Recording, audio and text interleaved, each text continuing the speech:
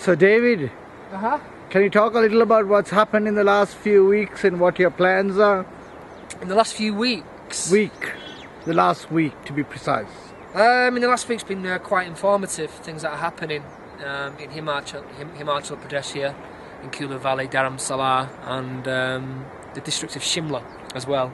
Micro-hydro energy projects, good funding, good people backing them, a lot of support behind that, and things are moving. I've just took this information in the last week, so you can actually, imagine that. My head is swelling with information at the moment. But it all sounds good, all sounds positive, and if possible, yeah, we'd like to get on board.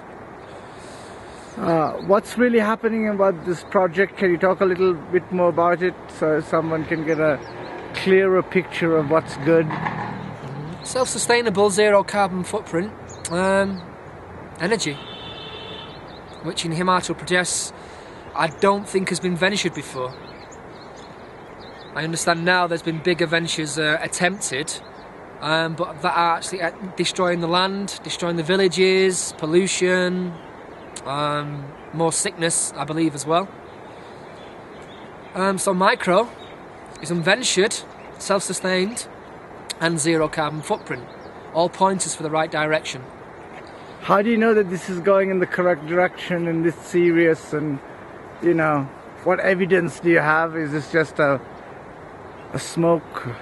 I can see things moving with the phone calls, with the communications being made, the emails, conversations you've had yourself with certain organisations who fund projects like these around the world. Now when you're hearing things like that happen, it's not just hearsay, is it?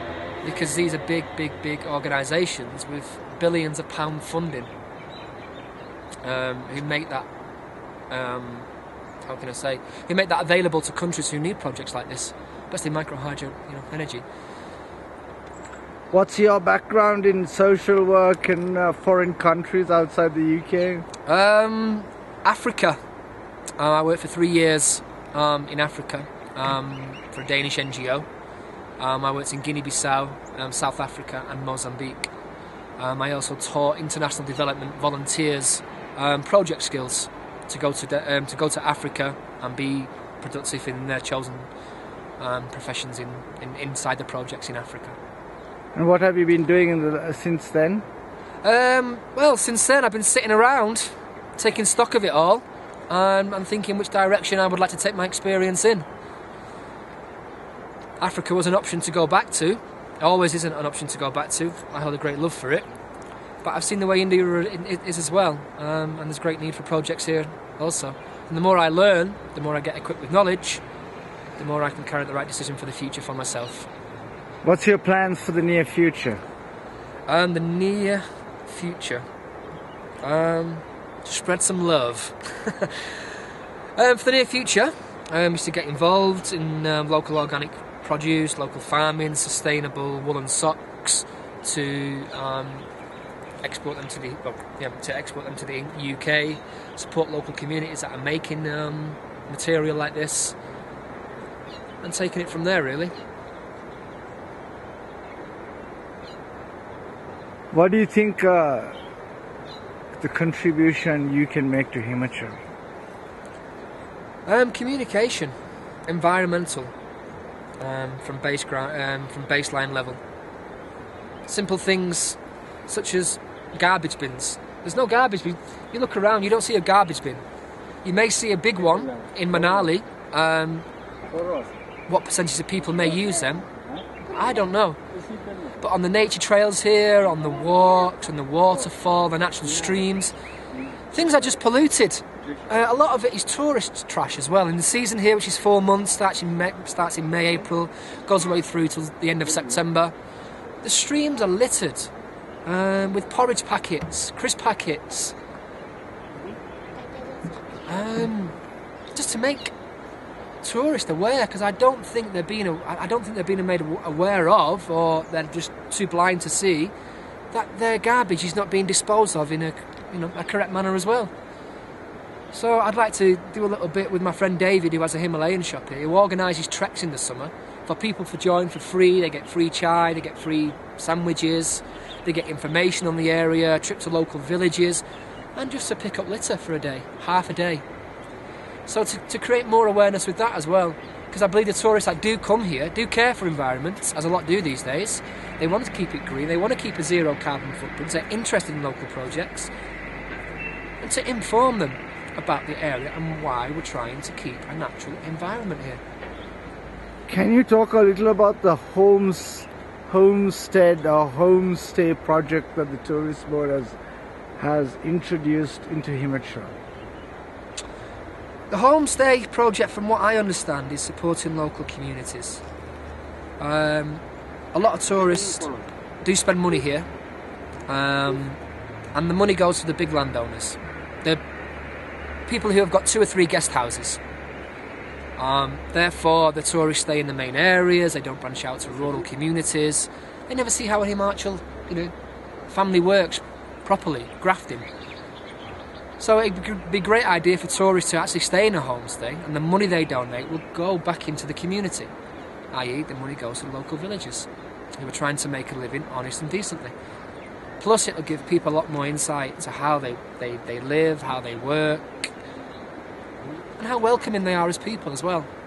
Can you talk a little about family, what you have discovered as in family in India? Family in India, it's the centre of the universe. Everyone pulls their weight. They work for each other.